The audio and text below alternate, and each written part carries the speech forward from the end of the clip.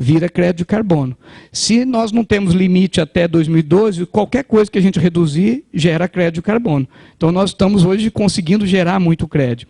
A grande discussão é o pós-Kyoto, essa segunda fase, a partir de 2013. O que fica? Ainda não chegamos num acordo, se fala em 30%, mas tem muita discussão ainda.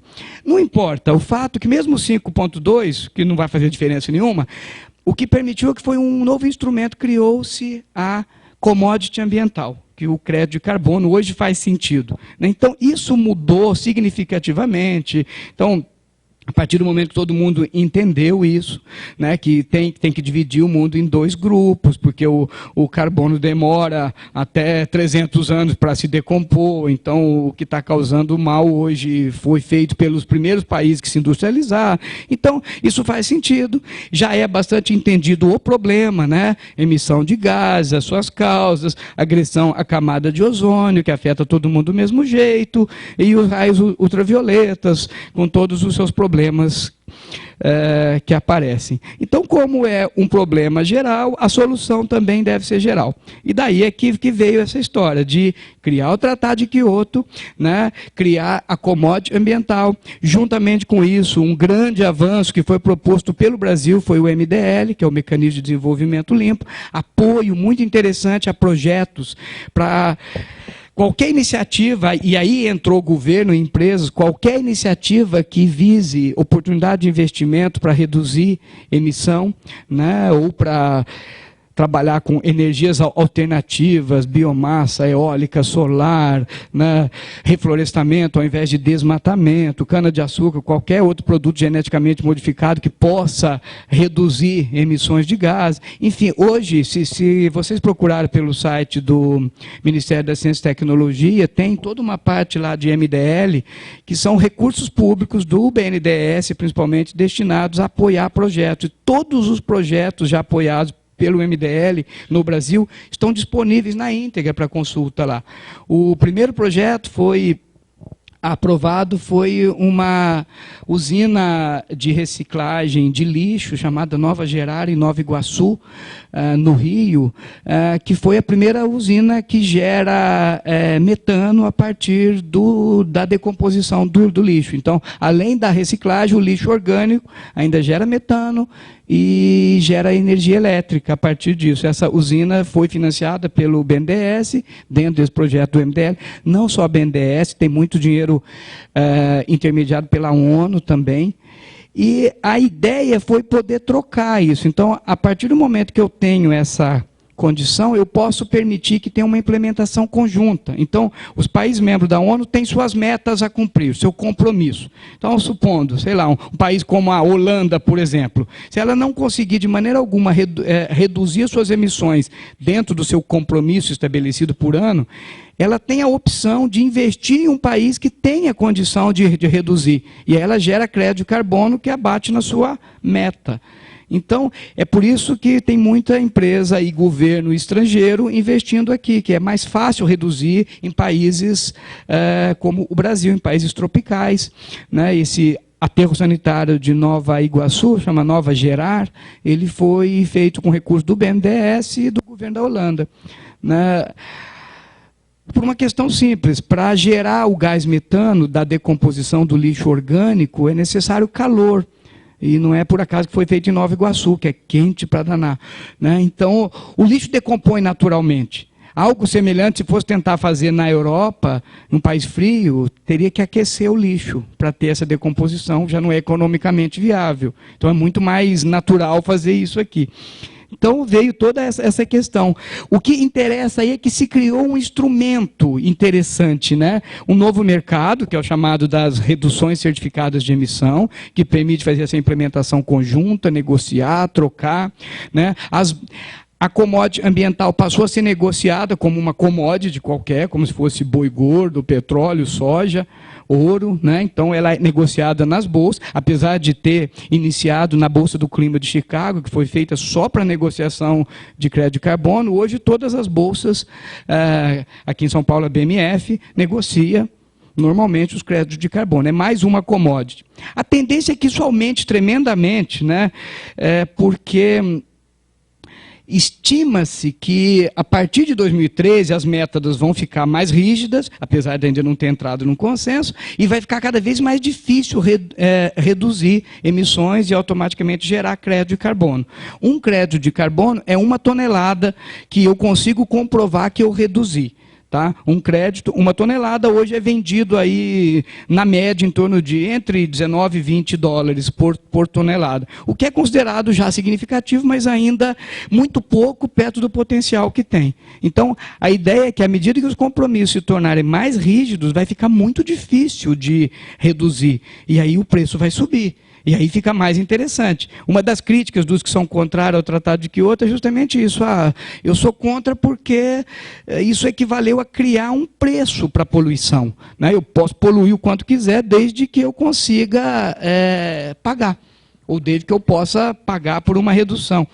Comprar crédito. Então, criou um preço para poluir. Tudo bem, foi isso mesmo. A tendência é que, na segunda fase, isso aumente significativamente, e esse preço vai ficar alto demais para alguém pensar em pagar. Tá? Então, claro, o que entende-se todos hoje é que estamos numa fase experimental.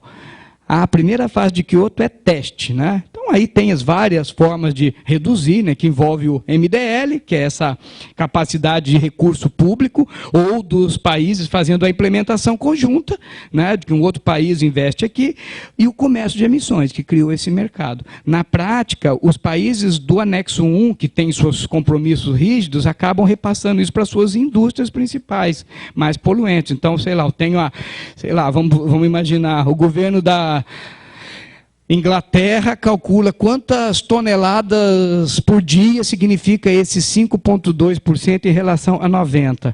Ele identifica o compromisso diário de redução do país e divide isso entre as suas principais indústrias poluentes, levando em conta a sua operação, a sua quantidade. Então, ele fixou cotas de redução para cada empresa mais agressiva, mais poluente.